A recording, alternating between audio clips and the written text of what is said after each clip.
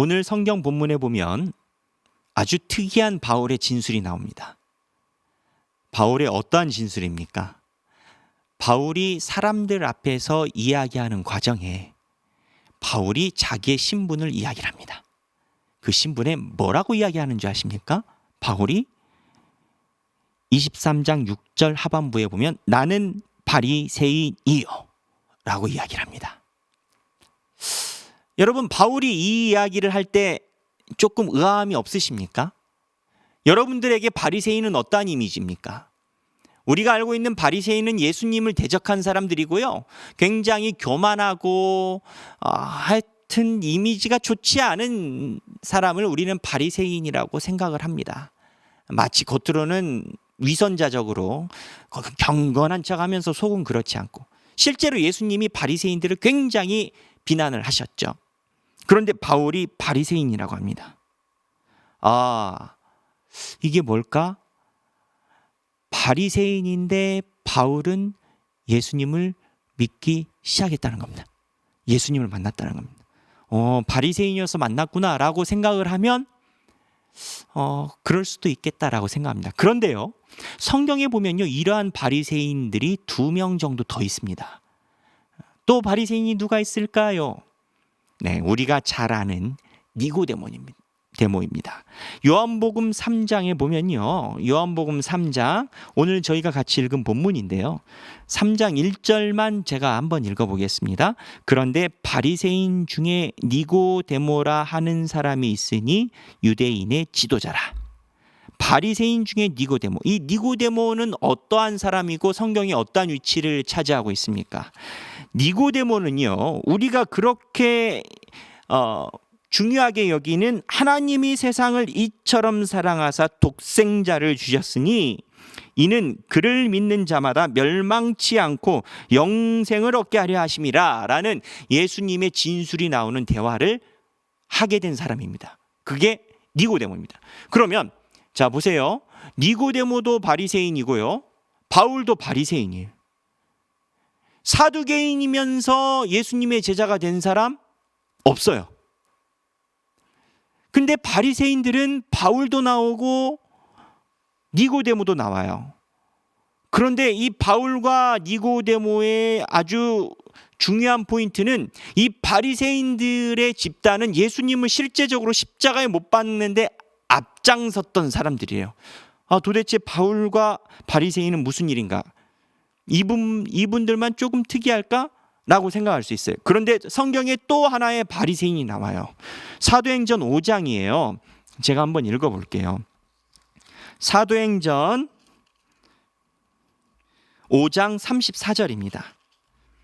사도행전 5장 34절에 바리새인 가말리엘은 율법 교사로 모든 백성에게 존경을 받는 자라. 공회 중에 일어나 명하여 사도들을 잠깐 밖에 나가게 하고, 여기에 가말리엘이 나옵니다. 이 가말리엘이 누굽니까?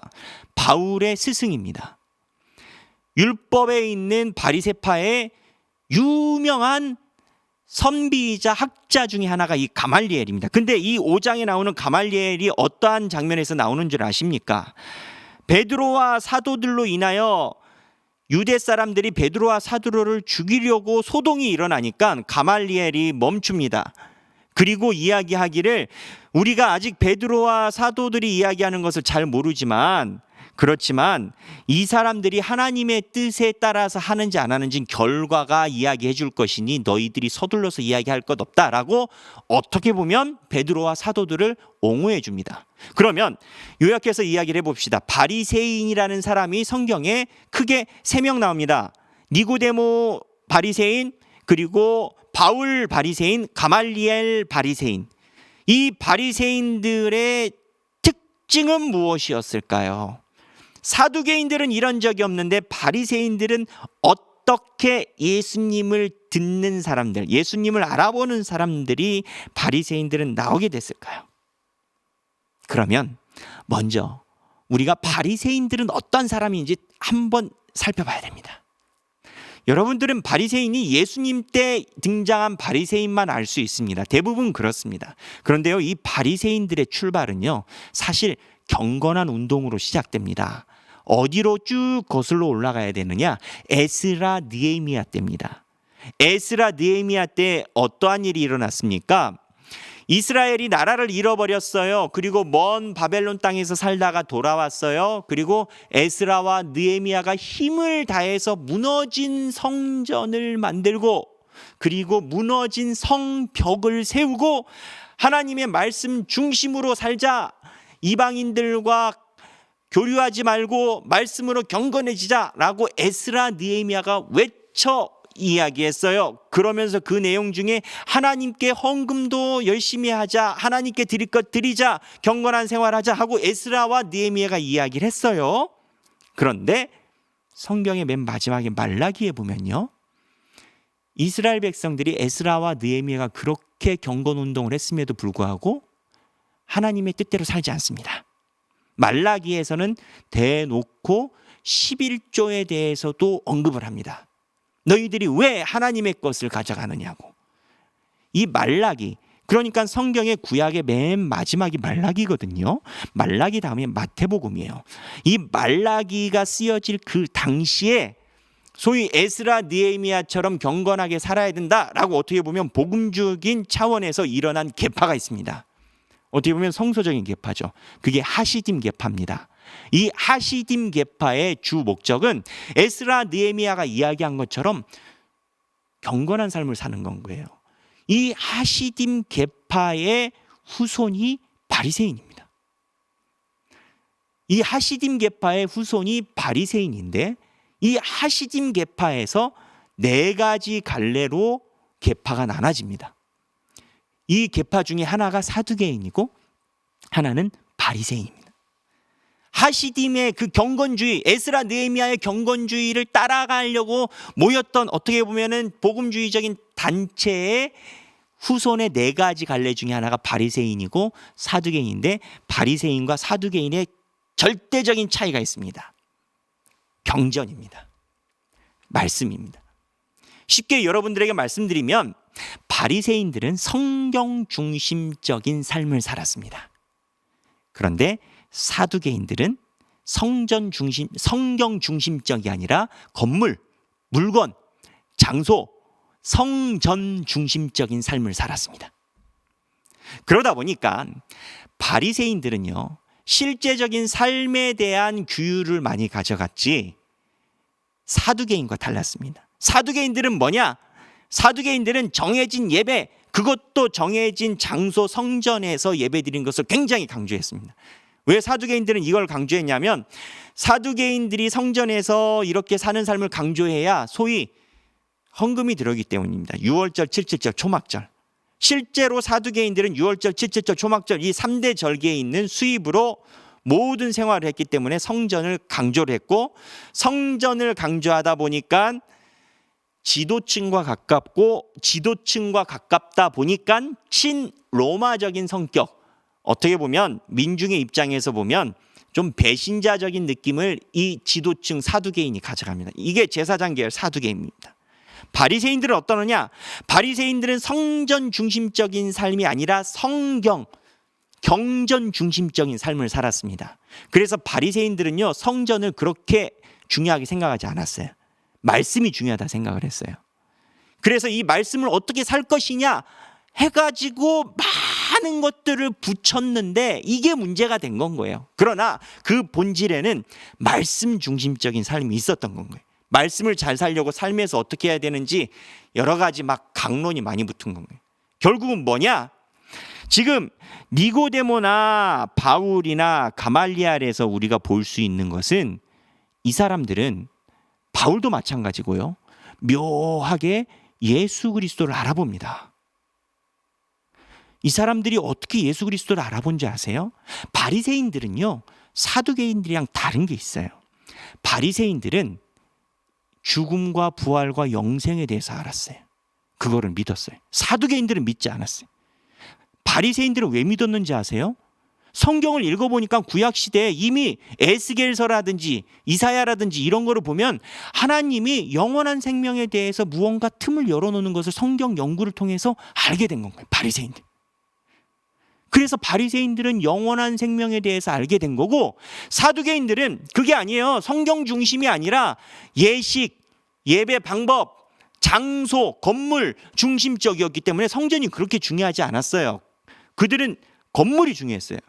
그래서 사두개인들은 다른 길을 걷게 돼요. 지금 유대인들은 어느 계파가 남아있을까요? 유대인들은 사두개파 다 사라졌습니다.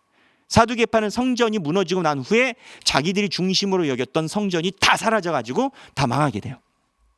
지금은 유대인들은 다 바리새파라고 봐도 됩니다. 지금까지도 바리새파는 있습니다.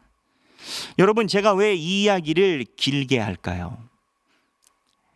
니고데모가 예수님에게 한 질문, 그 대화 과정에서 나온 영생에 대한 이야기는 우리 신앙의 핵심적인 신앙입니다. 예수 그리스도를 믿는 자가 영생을 얻는다는 핵심적인 상황입니다. 근데 이 핵심적인 상황이, 핵심적인 질문이 예수님의 제자들이 아니라 니고데모를 통해서 그 예수님의 음성이 발현이 된 거예요. 무슨 소리냐? 바리새인들은요, 결국 자기네들이 교만해서 대부분 떨어져 나갔지만, 교만하지 않았다면, 성경에 있는 거에만 중심을 계속 잡았다면, 바리새인들은 예수님이 이 땅에 오신 거에 대해서 정확하게 알 수 있었다는 건 거예요. 바리새인들은 그런데 성전 중심적이고 경전 중심적인데 왜 예수님을 못 알아봤냐? 바리새인들은 자기네가 소위 잘 안다고 지식적 교만으로 인해서 성경을 성경대로 보지 않는 사람과 성경을 성경대로 보는 사람으로 나눠지게 된 거예요. 성경을 성경대로 보는 사람인 니고데모, 가말리엘, 바울은 본인들이 예수님을 통해서 비춰지는 빛에 대해서 알았어요. 요한복음 3장에 보면 니고데모가 직접적으로 예수님께 이야기를 해요. 바리새인이에요. 바리새인 중에 니고데모는 유명한 지도자예요. 3장 2절에 뭐라고 이야기를 하냐면, 랍비여, 우리가 당신은 하나님께로부터 오신 선생인 줄 아나이다. 바리새인들은 알아봤어요. 오늘 바울이 이야기를 해요. 나는 날 때부터 바리새인이라고. 여러분, 바울을 하나님이 부르신 이유가 무엇이었을까요?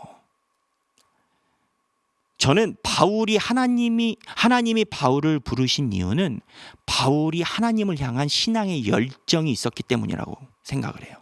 실제로 바울은요, 하나님에 대한 순수한 열정으로 사도행전 초반에 초대교회 집사들을 순교시키는 장면에서 바울이 등장을 합니다. 예수님을 따르는 무리들을 잡아넣는데 바울이 앞장섭니다. 이게 순수한 열정이었습니다. 바울의 순수한 열정은 내가 지식적인 교만이 아니고 하나님을 향한 열심히 산다는 순수한 열심이었습니다. 그 열심은 바리새파적인 신앙의 근본에 있었던 거예요. 결국 뭐냐? 바리새파여도 하나님의 말씀에 대해서 순수한 열정을 가진 사람들은 하나님께서 부르셔서 제자로 삼으셨다는 겁니다. 이렇게 보면 우리가 성경에 있는 인물들이 구분이 될 수가 있습니다. 사두개인들, 아까 이야기했죠. 사두개인들은 성전을 중심으로 살았습니다. 그들의 출발이 처음에는 하시딤이라고 경건한 유대인 계파에서 시작을 돼서 바리새인과 사두개인으로 이렇게 나눠졌지만, 사두개인들은 사실은 이권에 개입되어 있었습니다. 사두개인들은 건물 중심의 제사에서 얻어지는 이권에 개입되어 있었습니다. 이 계파 말고 사두개인 말고도, 사두개인 바리새인 말고도 다른 계파가 또 있었습니다. 바로 에세네파입니다. 이 에세네파라는 사람은, 이제 분파를 하나만 더 설명드릴게요. 이 에세네파라는 사람들은 이런 겁니다. 소위 영웅주의 야당인 겁니다. 그래서 영웅주의 야당이어서 광야에 나가서 살았습니다. 속세를 떠나서. 그러니까 극우는 이권적인 사두개인이 있으면 극좌는 영웅주의적인 에세네파가 있습니다. 근데 이 극우와 극좌 사이에 가운데 성경 중심적인 바리새인들이 있었습니다.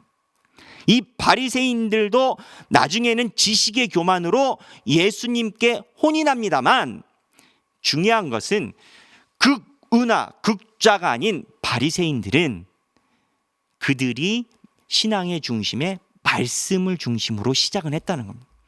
아까 말씀드린 것처럼 바리새인들의 출발이 나쁜 게 아닙니다.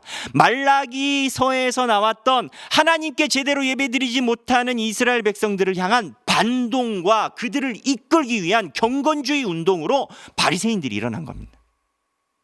그런데 이들이 말씀을 많이 연구하다 보니까 지식이 차고, 지식이 차다 보니까 교만해져서 예수님을 십자가에 매다는 공언자가 된 겁니다. 여러분, 우리의 삶은 어떻습니까? 우리의 삶은 사두개인처럼 이권형 신앙형인가요? 아니면 무언가 교회에서 옳은 소리하여 영웅주의에 있는 야당형, 속세 탈피형인 SNF파일까요? 아니면 지식적인 특권으로 인하여 사람들에게 지식적인 인정을 받고 싶은 사람일까요? 오늘 제가 초반부터 여러분들에게 이야기한 니고데모와 가말리엘과 바울은 바리새파였는데 똑같은 사람이어도 말씀에 집중한 사람과 말씀에 집중하지 않은 사람이 차이가 있다는 겁니다. 여러분은 이 말씀과 이 본문을 보면서 어떠한 내용을 느끼십니까? 저는 복음을 느낍니다. 여러분은 신앙생활하면서 내가 오늘 내뱉는 말과 내가 오늘 생각한 거에 대해서 얼마만큼 확신을 하십니까? 그런데 세상에서 급격하게 어려울 때 당하기 위해서 드는 펀드가 보험이라고 한다면 우리 신앙의 보험은 뭐가 있을까요? 저는 말씀이라고 생각합니다. 제가 지금 하고 있는 행동, 제가 하나님을 향한 행동과 열정, 이게 하나님 앞에서 얼마나 귀하게 평가될지는 자신하지 못합니다. 왜 자신하지 못하냐면 내가 나를 명확하게 본다고 확신을 할 수 없기 때문입니다. 내가 나를 다 안다고 확신할 수 없기 때문에 내가 주장하고 내가 말하는 것이 100% 확신이 있다고 말할 수 없다는 겁니다. 그러나 하나 확실한 것은 하나님의 말씀에 집중하여 삶을 살아가는 사람은 이권이 아니라 영웅주의가 아니라 그리고 그 이상의 특권이나 내가 원하는 것이 아닌 순수한 하나님의 말씀을 향해서 집중하는 삶은 혹 우리가 어그러진다 하더라도 심지어는 예수님의 제자들을 순교시키고 죽이는 일을 한 전력이 있다 하더라도 하나님의 말씀 중심으로 사는 삶은 하나님이 데리고 오신다. 저는 이게 저에게 복음입니다. 제가 하나님의 말씀을 보는 이유, 저는 하나님께서 저를 부르실 때 저에게 주셨던 그러한 경험을 성경 말씀을 읽을 때 저는 많이 느낍니다. 어떠한 사람들은 초월적인 신비주의로 하나님의 오순절 성령을 느낀다고 합니다. 저도 경험이 있습니다만 저는 그 후에 하나님의 말씀을 들을 때, 읽을 때 그러한 마음을 느낍니다. 제가 한 교인을 뵀습니다. 우연히 갑자기 한 교인을 뵀는데 저희 양림교회에서 지금 하고 있는 성경 통독반, 신약 통독반을 하고 계신 분이셨습니다. 이렇게 대화를 나누시다가 그 얘기를 하셨습니다. 목사님, 그 성경 큐티로 이렇게 날마다 말씀을 읽는 게 저에게 참 도움이 됩니다. 또 카톡으로 그룹을 묶어주시고 그 안에서 나누게 하니까 또 준비도 많이 하게 되고, 그래서 강의도 보내주신 거 듣고 준비하고 하면 하루에 1시간에서 1시간 반 정도가 걸립니다. 그래도 이게 참 행복한 것 같습니다라고 얘기를 해주시더라고요. 저는 그분의 이야기를 듣고 너무나 행복했습니다. 왜냐하면 제가 대화한 그 성도분은 제가 알기론 세상에서 둘째 가면 서러울 정도로 굉장히 바쁜 분이셨습니다. 그런데 날마다 1시간에서 1시간 반 동안 말씀을 보신다는, 여러분, 우리가 신앙생활을 한다면 우리 삶의 기준이 어디에 서야 될까요? 수없이 많은 사람들의 평가가 있습니다. 수없이 많은 사람들의 이견이 있습니다. 수없이 많은 사람들의 본인의 소견의 옳다가 있습니다. 어떤 거는 정말 맞는 것도 있고 어떤 건 아닌 것도 있습니다. 그러한 결과적으로 나오는 피상에 우리가 머물러 있어야 될까요? 말씀이어야 될까요? 오늘 본문에 바리새인이지만 하나님의 경건한 말씀에 집중한 바리새인들은 하나님께 쓰임받은 결과를 담고 있습니다. 바울도 하나님의 둘도 없는 제자이고 니고데모 또한 하나님의 영생의 대화를 이 땅에 기록하게끔 대화에 참여한 하나님의 제자입니다. 그들의 비결은 뭐였을까요? 이권? 지식의 향연? 아니면 무언가 영웅주의? 오랫동안 내가 여기 예루살렘 교회를 지켰다는 것? 아닙니다. 말씀으로 선자 그 안에서 하나님의 음성을 들을 수 있는 겁니다. 저도 그렇습니다. 저도 목사이지만 목사이기 전에 부족한 한 인간입니다. 세상이 어지럽고 제 마음이 어지럽고 힘들 때 하나님의 말씀을 보고 있으면 그때 저는 위로를 느낍니다. 여기 계신 모든 분들이 사두개인처럼 예배 의식에만 빠지지 말고 SNF파처럼 영웅주의적 신앙생활 하지 말고 그렇다고 교만한 바리새인이 아닌 순수한 하나님의 말씀에 집중하여 살아가는 저와 여러분이 되기를 바랍니다. 기도하겠습니다. 하나님 아버지, 코로나 시기로 인하여 세상이 하수선하고 수상하고 여러 가지 어려움이 이 삶을 위기로 몰아넣습니다. 그러나 그 중에 우리가 주님의 말씀을 바라보고 하나님의 말씀으로 이 땅의 삶을 살아가는 우리가 되게 하여 주옵소서. 우리가 알고 있는 많은 관습, 전례, 그리고 내가 알고 있는 경험 다 중요합니다만 그 전에 말씀을 통하여 하나님의 음성을 듣게 하시고 하나님의 말씀을 바라보는 삶을 우리가 살아갈 수 있도록 인도하여 주옵소서. 감사드리며 사랑이 많으신 예수님 이름으로 기도합니다. 아멘.